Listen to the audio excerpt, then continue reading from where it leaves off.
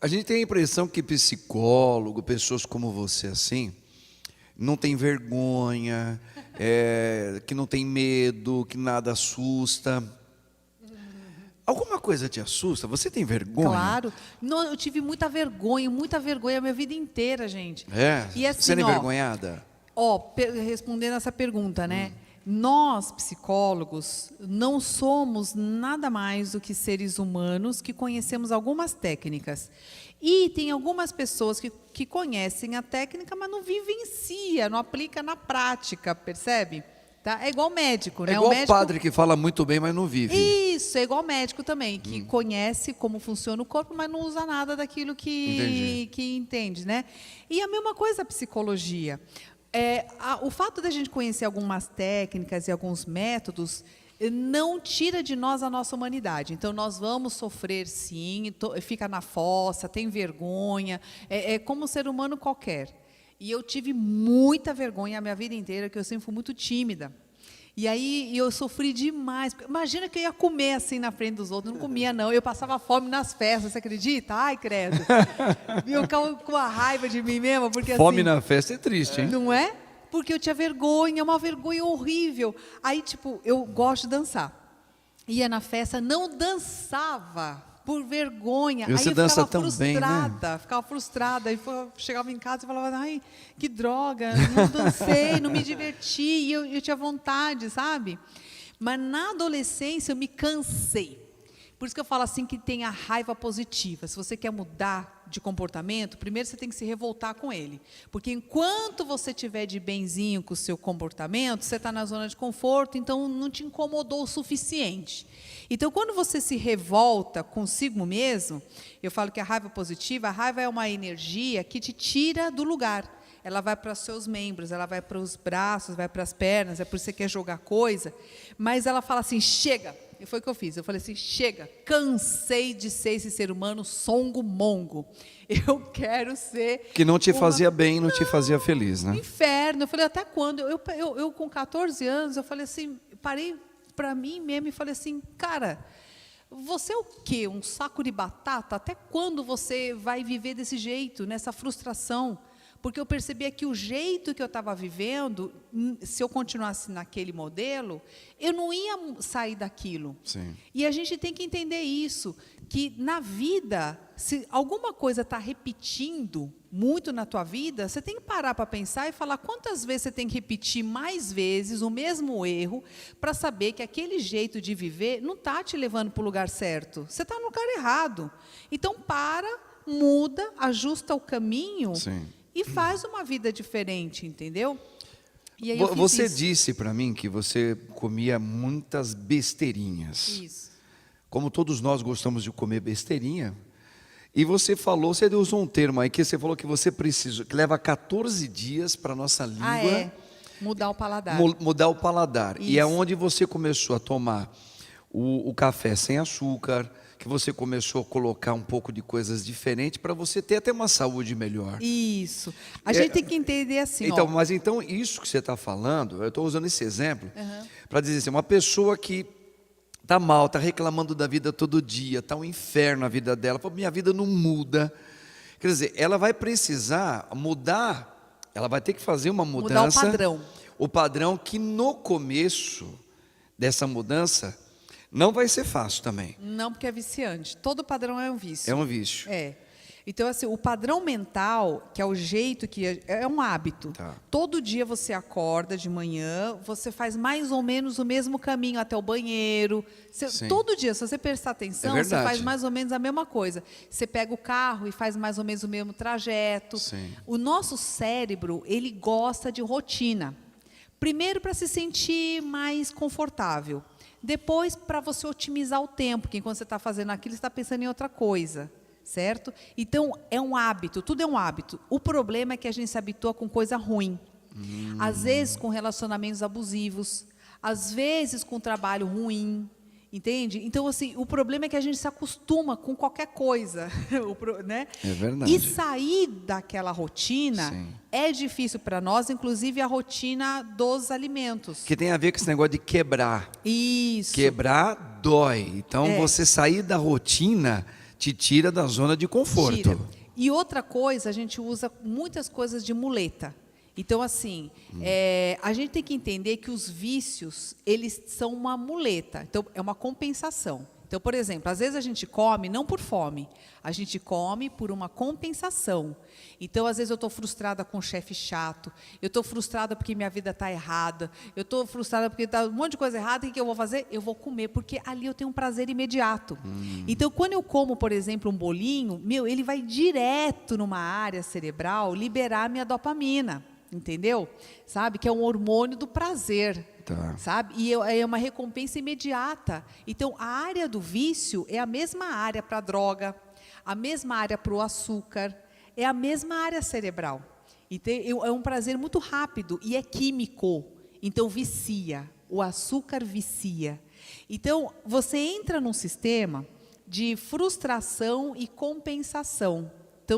Então, olha o problema. A pessoa viciada em bebida alcoólica, se ela não entende qual é o papel de muleta que essa bebida alcoólica está fazendo e tira simplesmente essa bebida, ela migra de vício, ela começa a comer pra caramba. Sim. Ou, se a pessoa fuma muito e simplesmente tira, assim, expurga aquilo, sem compreender aquilo, ela começa a beber. Então, a pessoa que se droga, às vezes, começa a beber. A pessoa que faz uma bariátrica começa a beber. Você entende? Ela vai compensar de outro jeito. Ela só migra o vício. Tá. Então, a gente tem que entender o papel do vício para eu poder fortalecer o que me falta. Por exemplo, se uma pessoa machucou a perna e ela usa uma muleta, é porque a perna não está boa para ela andar. Sim. Se você tira rápido essa muleta antes do tempo, essa pessoa cai.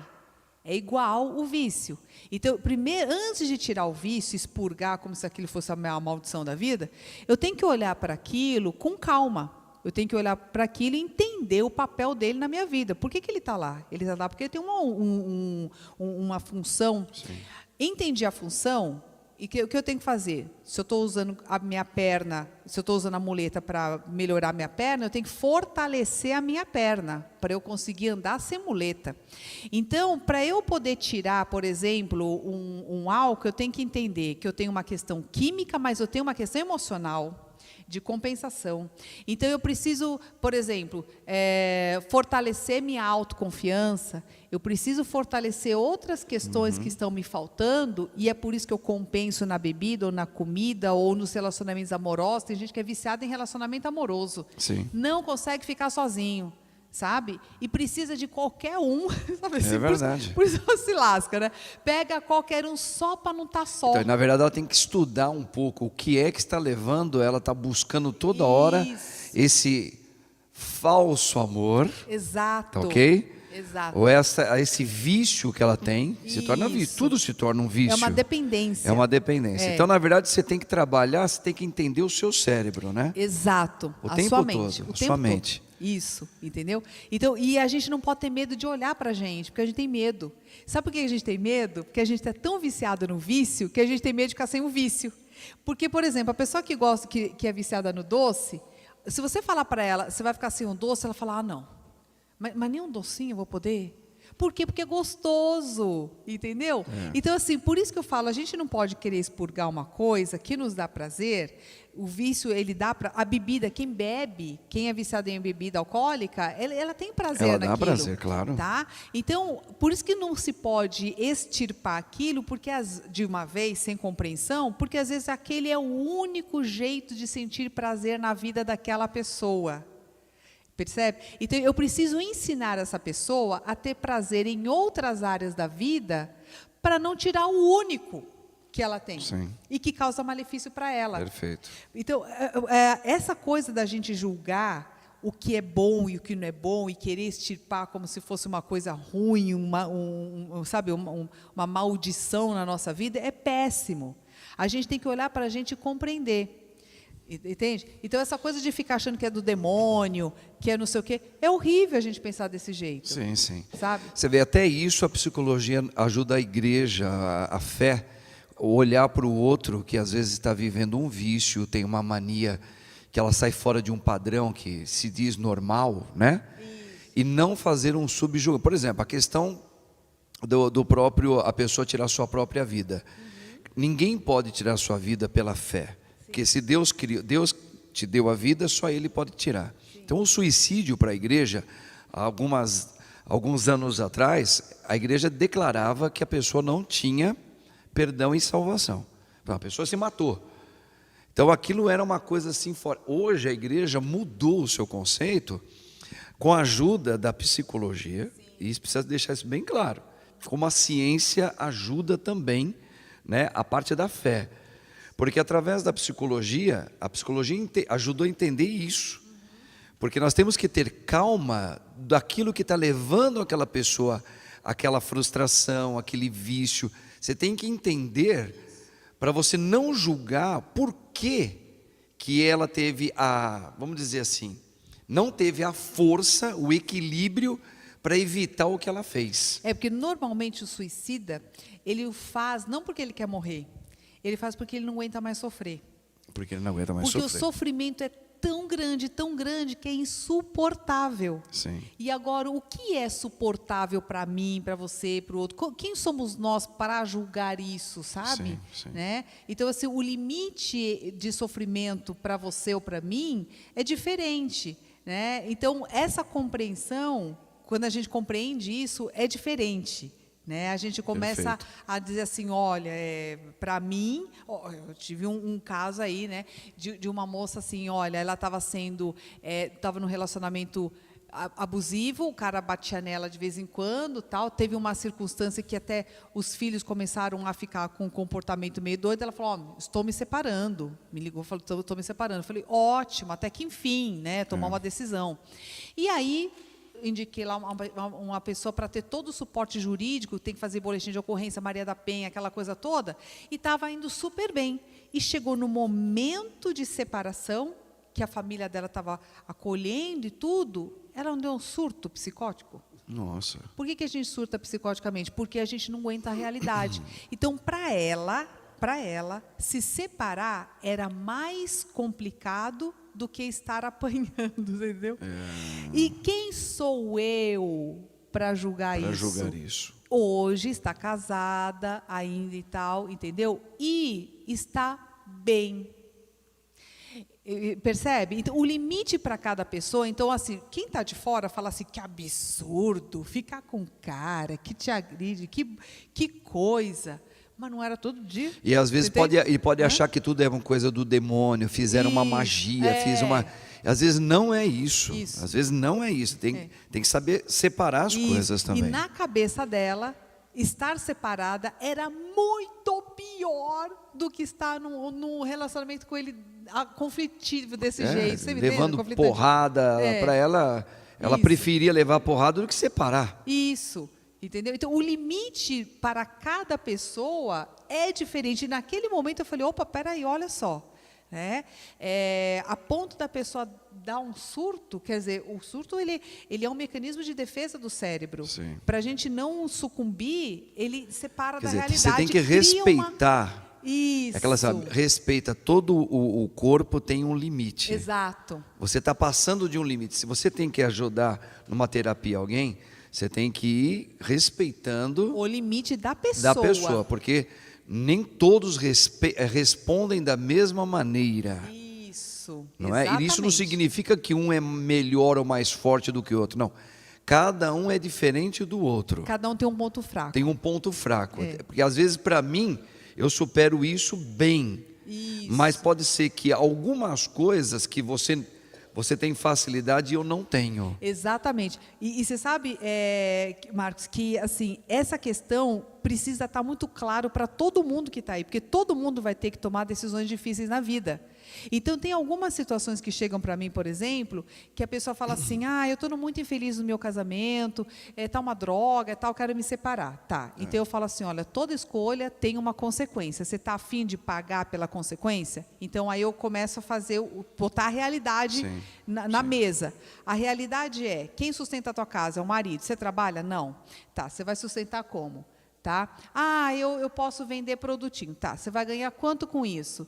Você está disposta a ficar pobre um tempo? Ficar sem o seu creminho de cabelo, ficar sem creminho de cara, ficar sem academia, ficar sem carro, sair do teu padrão de vida, morar bem pobrezinha, você está afim? né? Aí a pessoa para pensar. E aí no final, olha, já aconteceu várias, e não foi uma vez, nem duas, nem várias vezes. Porque assim, às vezes o relacionamento está assim, o marido e a esposa não têm mais nenhum relacionamento marital, assim. Sim. Dormem em quarto separado, já faz 5 anos, né? Já não vai ter mais nenhum relacionamento sexual mesmo, já ficou definido assim. Sim. Mas gostam da companhia. Mas ela, por exemplo, não quer ficar. Não quer viver a vida, quer fazer outras coisas. Só que a liberdade traz responsabilidades e você tem que pagar o preço por isso. Sem dúvida. E quando você olha o preço que você tem que pagar, aí você tem que escolher. Porque aí você só vai ter 2 opções. Ou você fica na situação onde você está e para de reclamar e dá graças a Deus que ainda tem um marido que paga a conta e te dá todo o conforto possível, ou você arregaça as mangas e levanta para viver essa vida que te cabe, entendeu? E aí, várias vezes, a pessoa fica. Ela fica no casamento. Ela fica na situação onde ela está. Porque ela não está preparada para assumir essa outra jornada só. Então, neste momento, o melhor... Ela fala assim, o que eu suporto hoje é esta realidade. Eu não suporto a outra. Por isso que uma vez, eu estava até falando isso aqui numa homilia, por exemplo, eu como igreja, eu vou falar o seguinte, eu estou vivendo o adultério no meu matrimônio. Então o que tem que fazer? Você tem que olhar cada caso para você falar a verdade de Cristo. Tá? Adultério é adultério, é um pecado que a igreja declara como gravíssimo. Ponto. Só que quando você fala rompe esse relacionamento, você precisa trabalhar essa psicologia. Porque cada caso e cada pessoa é uma pessoa. Então, por exemplo, eu estou atendendo um rapaz aqui, estou dando um exemplo. Ele vive com uma outra pessoa que não é a esposa dele, há anos. Já tem um relacionamento, talvez tenha filhos lá. Está doendo nele porque ele vem na missa e está escutando que aquilo que ele está vivendo, aquilo ali não condiz sobre a sua fé. Só que, se ele rompe de uma vez, o que acontece? Ele pode ter um surto, ele pode ter ele ou ela também, os dois. Então o que acontece? Você tem que fazer um acompanhamento como padre, por isso que o padre tem que ter um pouco da psicologia, o tempo todo. Por quê? Você tem que respeitar o limite daquela pessoa. O que é respeitar? Não é falar que está tudo bem, pode continuar vivendo assim, não. Cara, nós temos um alvo, eu vou fazer um caminho com você. Talvez aquilo que levaria para uma pessoa fazer isso em 2 meses, talvez eu vou ter que levar 1 ano ou mais com você. Perfeito, é isso mesmo. Mas o alvo precisa ser resolvido. Isso. Só que eu tenho que ter calma com você. Não adianta a família toda fazer uma pressão, os amigos falar, mas você ainda está nessa. Calma, você não conhece a pessoa, você não sabe o que você está falando. Isso. Você tem que estudar o contexto da vida dessa pessoa, porque se essa pessoa rompe de uma vez, você acaba com ele e acaba com outra pessoa. Você estragou por causa de um dito de pecado. Você tem que entender, é pecado? É. Só que na hora de você trabalhar a terapia do rompimento, você tem que ser humano. Isso. Você tem que também entender no seu humano que alguns conseguem fazer isso, outros não. Exato. Outros tem que ser ponto a ponto, conta-gotas. Demora. E a gente tem que ter essa paciência. Então, essa coisa do pecado é isso. É você perceber que o alvo que você gostaria, porque eu tenho certeza que ele não está em paz. Porque a gente gostaria de estar em paz, sem ameaça. E o fato dele ter vida dupla, ele tem que mentir, é difícil de manter um relacionamento, ele não tem paz na cabeça dele, no coração dele. Então, qual que era o alvo dele de relacionamento feliz? Ele poder estar livre, ele poder estar com o amor dele, mostrar para as pessoas e estar de bem, isso é o alvo dele. Só que o movimento dele está meio desviado. Para ele desenvolver essa coragem, para se colocar e assumir tudo, às vezes demora um tempo, porque isso está requerendo maturidade emocional. Sim. Então, às vezes a pessoa demora anos para desenvolver isso, Sim. ou às vezes não desenvolve. Não desenvolve. Pode acontecer. E a gente que está do lado, como terapeutas, a gente torce para a pessoa, mas a gente também tem que entender que nós não somos donos de ninguém. E tem outra coisa também, né? Por exemplo, se o fato, vamos supor, o cara vive a vida inteira, ele nunca conseguiu quebrar aquilo que ele tinha. Só que ele sofre e tem consciência. Agora entrando um pouquinho no âmbito da fé.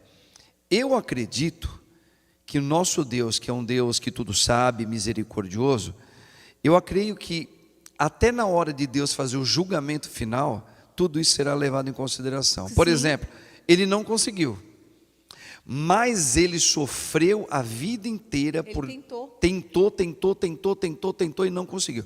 Veja, isso não é passar a mão no problema.